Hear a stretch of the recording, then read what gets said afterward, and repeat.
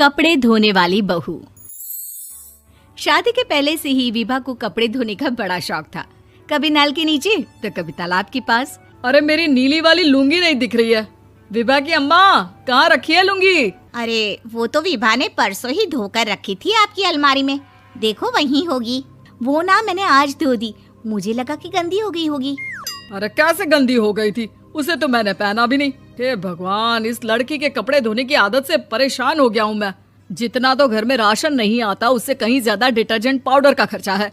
इसकी शादी करवा दो, शादी जाए अपने घर में ही करे काम, फिर चाहे घर के कपड़े धोने हो या पूरे गांव के। हाँ ठीक बोल रही हूँ, देखता हूँ मैं कोई लड़का। वो दिन भी आ जाता है जब विभा को देखने लड़के वाले आ जाते हैं। लड़की मुझे अच्छी लगी। होने वाली सास कहती है, बेटी अगर कुछ पूछना है तो पूछ लो। वैसे तो हमारी लड़की बहुत ही शर्मीली है, जो बोल दो वो मान लेती है, इसे क्या पूछना होगा। अरे कैसी बात कर रही हो माँ, मुझे इन लोगों के घर रहना है, सवाल तो कई है। हाँ हाँ बेटा, पूछ लो ना, क्या पूछना है। आप लोगों के घर कपड़े कौन धोता है? सास का मुंह बन जाता है। देखो, अगर तुम ये कहना चाहती हो कि तुम्हें कपड़े धोने नहीं आते तो सुन लो, कपड़े मैं ही धोती हूँ, लेकिन तुम्हारे आ जाने के बाद मैं रुमाल तक नहीं धोऊंगी। अरे चुप रहना भाग्यवान, बहू बेचारी घर आई नहीं, उसे डराना शुरू कर दिया। वो क्या है ना बिटिया, अभी तक तो ये कल्लू की माँ ही धोती थी, लेकिन अब तुम्हारे पापा तो दहेज में वॉशिंग मशीन देंगे ही।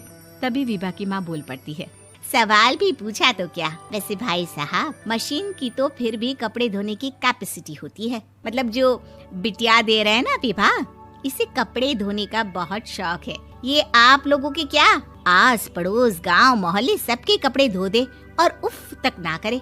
बाहर देखा नहीं आपने कितने कपड़े सूख रहे हैं? सब हमारी बिटिया ने ही तो धोए हैं। बस भी करो ना माँ, शर्म आ रही इतनी तारीफ सुनकर।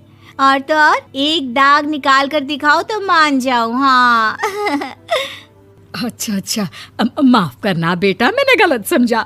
हमें तो रिश्ता बहुत पसंद है। और ऐसे जुड़ जाता है रिश्ता कपड़े धोने का शौक रखने वाली विभा का। उसकी शादी हो जाती है कोयला फैक्ट्री में काम करने वाले कल्लू के साथ। शादी के बाद अचानक विभा चिल्लाती हुई सास के पास आती है। सासू माँ, अरे सासू माँ कहाँ है आप? ये तो धोखा है, धोखा दिया आप लोगों ने मुझे। इसे ससुर के चक्कर के बारे में पता चल गया। अरे तो उसमें तुझे क्यों धोखा मिला है? अरे नल में पानी नहीं आता, कपड़े कैसे कब धुलेंगे? अच्छा, तू पानी नहीं आ रहा उसकी बात कर रही है। तो आपने क्या सोचा? कुछ नहीं। अच्छा, तेरी माँ ने कहा था कि कपड़े धोने का शौक है, तुझे याद आया मुझे। शौक बोलकर कपड़े धोने वाले मेरे जुनून को कम ना आके सासू माँ, कपड़ा धोना मेरा गुरूर है। तभी पति भी वहाँ आ जाता है। अभी मैंने इसे सनी देओल की फिल्म दिखाई है, उसी के डायलॉग मार रही है माँ। अच्छा सुन, साफ साफ बता रही हूँ, पानी सुबह 4 से 6 और शाम को 10 से 12 आता है, समझी? विभा टाइमिंग सुनकर हैरान हो जाती है। ये क्या भूतों का मोहल्ला है? सुबह 4 बजे उठकर कौन कपड़े धोता है? 4 बजे टंकी में पानी जाता है, फिर सारा दिन धोना ना, किसने मना किया? अरे कैसी बात कर रही हैं? 200 लीटर की टंकी में कितने कपड़े धो लूंगी मैं? सुबह ही उठ जाऊंगी मैं। अब क्या था, विभा सुबह 4 से लेकर रात के 12 बजे तक कपड़े ही धोती रहती। एक रोज सास पड़ोस से निकलकर कहीं जा रही होती है कि साथ वाली कहती है, हाँ कल्लू की माँ, जरा ये बताओ कि 2 साड़ी है, 2 ब्लाउज और एक पेटीकोट और एक नाड़े वाला लंबा कच्छा। हाँ तो? अरे तो क्या, कितना लोगी धुलाई ये बताओ। धोबन दिख रहे हैं हम क्या?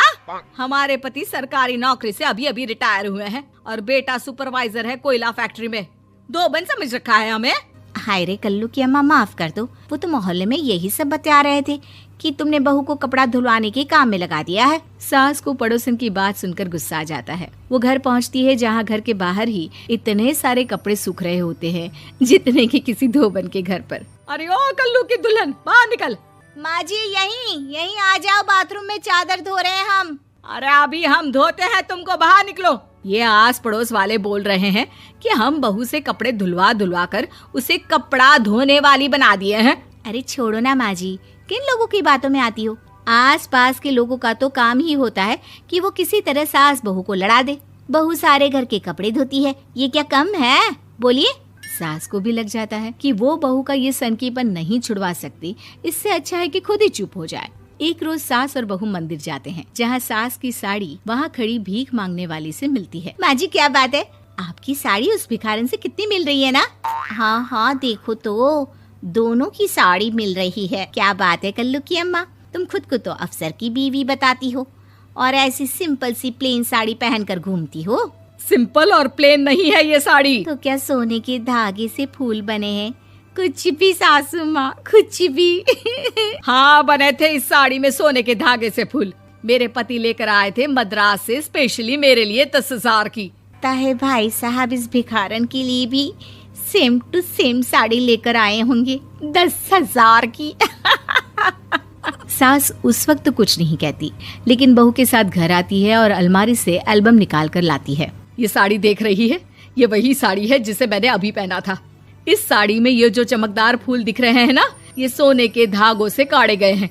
लेकिन तू लोकल वॉशिंग मशीन ब्रश से घिस घिस कर सारे फूलों को निकाल कर साड़ी प्लेन कर दी।